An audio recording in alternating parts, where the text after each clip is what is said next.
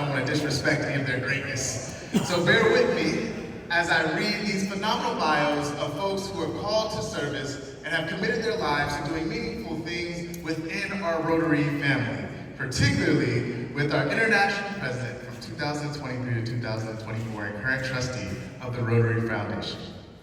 So, our 2023-24 former president, past president, McInally was educated at the Royal High School in Edinburgh at the University of Dundee, where he earned his graduate degree in dental surgery, and he operated his own dental practice in Edinburgh until 2016. Gordon joined Rotary in 1984 at age 26. A member of the Rotary Club of South Queensberry, he has served as president and vice president of Rotary International in Great Britain and Ireland. He has also served Rotary International as a director and on several committees, most recently as an advisor to the 2022 Houston Convention Committee and chair of the Operations Review Committee. Gordon says he looks forward to working with members to build new Rotary clubs and groups, and that his vision for Rotary should exist everywhere in a style to suit everyone who has the desire to be part of us and to help us do good in the world. He says he is a patron of the UK-based nonprofit Hope and Homes for Children and led a partnership between the organization and RIBI to support children in Rwanda who had been orphaned in the genocide there. In August of 2022, he was made a laureate in the Southville Asia International Peace Awards Foundation, and in his free time, Gordon enjoys rugby, good food, wine, and slick dressing. The traditional Scottish craft of making walking sticks. Okay, I love it. Gordon describes the Rotary Foundation as the engine that provides the energy to do Rotary service. He and his spouse, Heather, also a Rotarian, are Paul Harris Fellows, major donors, benefactors of the Rotary Foundation, and members of the Bequest Society. We invite you to consider all those as well. Gordon dedicated his Rotary International presidency to making the world a better place for his granddaughters, Ivory and Florence, and all the children of the world to live and thrive. Let us give a phenomenal Rotary welcome to Rotary past International President, Gordon McInally, everybody.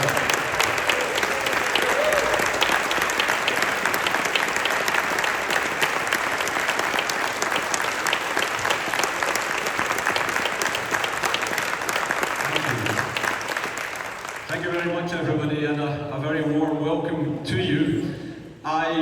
When I hear my bio being read out, I usually sit and cringe and think, well, I don't know about you, but I can't wait to hear what I've got to say with a biography like that. I have to explain one thing. I do not enjoy slick dressing, as you can probably tell. But I do enjoy the craft of stick dressing, which is carving walking sticks and carving shepherd's crooks in Scotland. I have to say, I still find it hard to hear myself introduced as a past president of Rotary International, because in many ways I find it hard to believe that I ever was the president of Rotary International, which I know gives us an instant connection, because I know there are many people in this room who find it hard to believe I was ever chosen to be the president of Rotary International. But I was, and I now stand before you with the prefix past, and also, of course, a trustee, a proud trustee of the Rotary Foundation. But my main role here this weekend is to represent the current president of Rotary International, Francesco Arezzo. As you will know, Francesco Arezzo probably has had one of the shortest runways to becoming president of Rotary International any president ever had. I found out something like 20 months before I was going to be president that I would be president. Francesco found out 2 weeks before he was going to be president that he would be serving in that role, during what I have gone on record as describing Rotary's seismic summer. A summer where, for very differing reasons, we lost 2 of the presidential line in the space of a very few weeks. But I have to tell you, Francesco is making an outstanding job of being president. I would expect nothing else of a dentist, of course. And I bring you his greetings, and also bring you his thanks for the service that you are doing.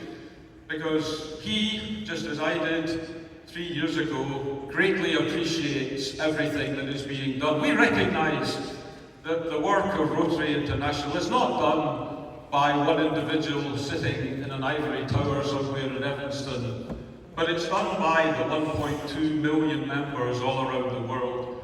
And of course, that means it's done by every single person sitting in this room this morning.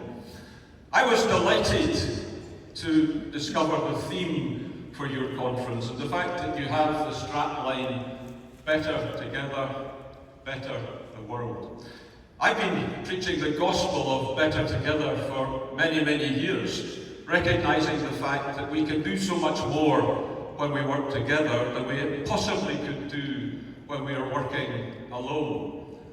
You heard in my bio that I am a keen supporter of rugby. Now, I know rugby is not the #1 sport in the US, and there may be some people in the room who don't understand rugby at all. I would describe rugby as American football for real men.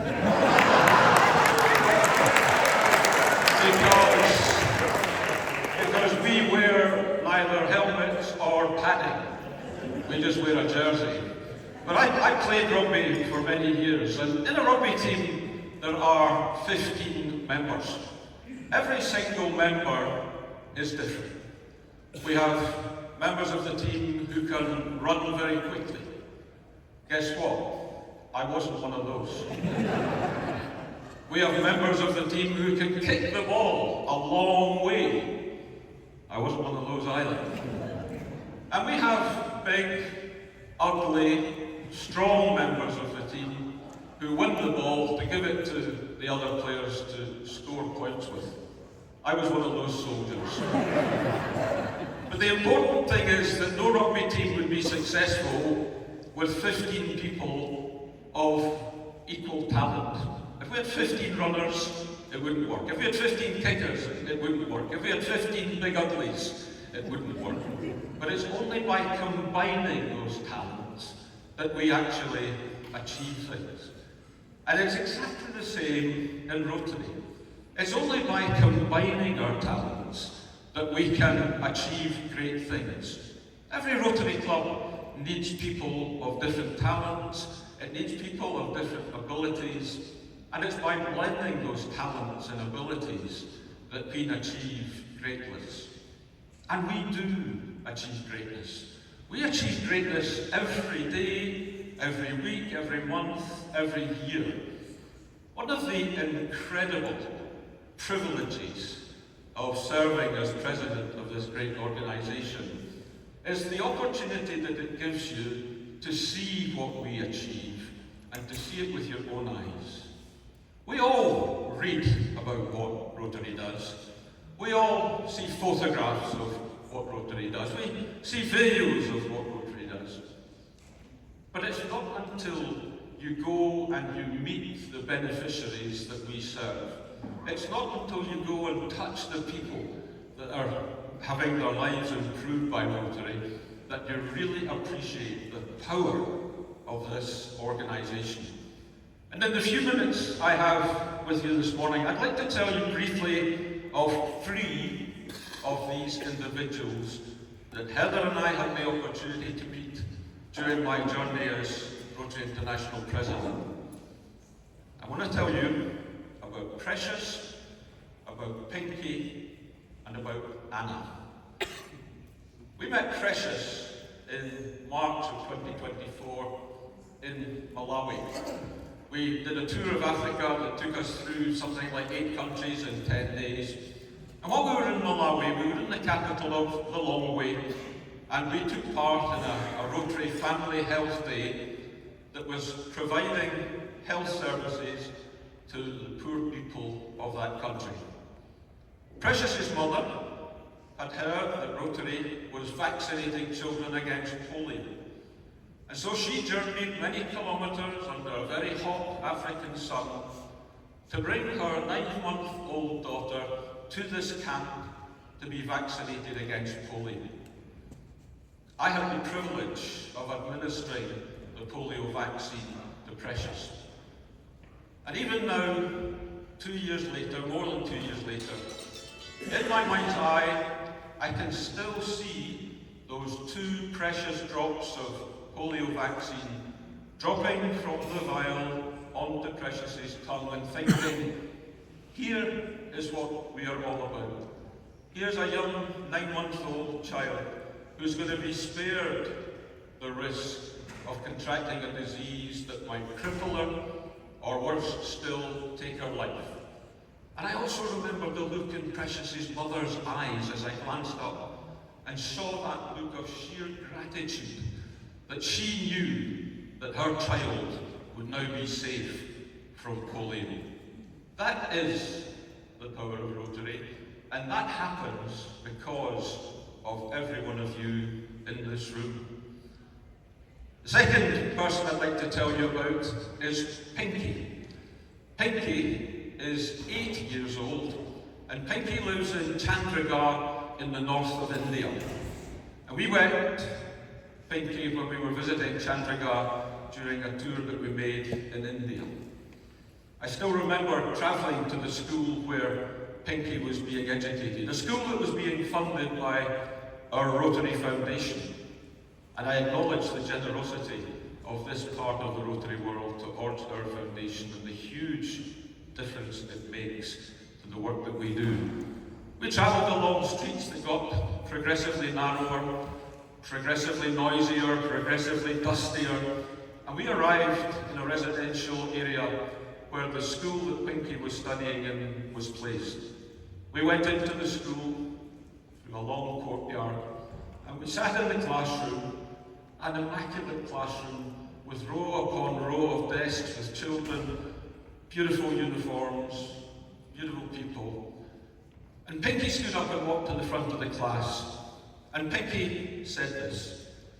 She said, education is the key to the golden door of a more hopeful future. Just think about that, from an 8-year-old. Education is the key to the golden door of a more hopeful future. And Pinky's right. Education is the key to a more golden future. Education is the opportunity that she is having to make her life better, to give her a future that she might not have had otherwise, were it not for Rotary, were it not for every single person in this room. The final person I want to tell you about is Anna. Anna was 4 years old when I met her. And I met Anna in Manila in the Philippines, where she was undergoing surgery for a congenital heart defect. She came from the poorest of the poor families in the Philippines. Families who would never have expected to fund the sort of surgery she required to make her heart better. I stood by the operating table that morning and I marvelled at the skill of the young cardiac surgeon who was working on Anna. And as I did, I thought of Anna's future. I hoped that by having this operation, she would go on to have the possibility of enjoying a happy, a normal, and an achieving life. I left that day and thought of Anna, but heard no more. But the best part of Anna's story was in April of last year, when I was in Evanston at an AKS induction weekend. And I met a Rotarian from Manila who had been with me that day in 2023 at the hospital where Anna had been operated on. And he remembered the story. He left that day and I left. And then 2 weeks later, I received an email from him containing photographs of Anna. 2 years later, after her operation, with a beaming smile on her face, in her school uniform, ready to go to school.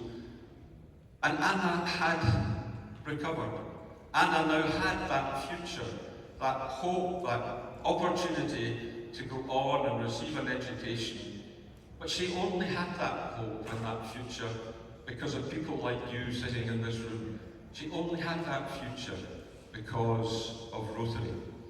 So please, never, never underestimate the power of what you do through Rotary. We talk in big numbers. We talk of the amount of money that the foundation raises every year. We talk of the billions of children we have vaccinated against polio. But please, never forget the Preciouses. Never forget the Pinkies. And never forget the Annas of their world. I started by thanking you on behalf of President Francesco for all you're doing. I want to close by thanking you on behalf of Precious and Pinky and Anna and all the other beneficiaries of Rotary. You make a difference in the world. I asked you to create hope in the world. I believe you are creating hope in the world. And you're doing that by uniting for good. And please continue to do that. Look forward to spending the day with you. Thank you very much for having us with you. Have a wonderful morning.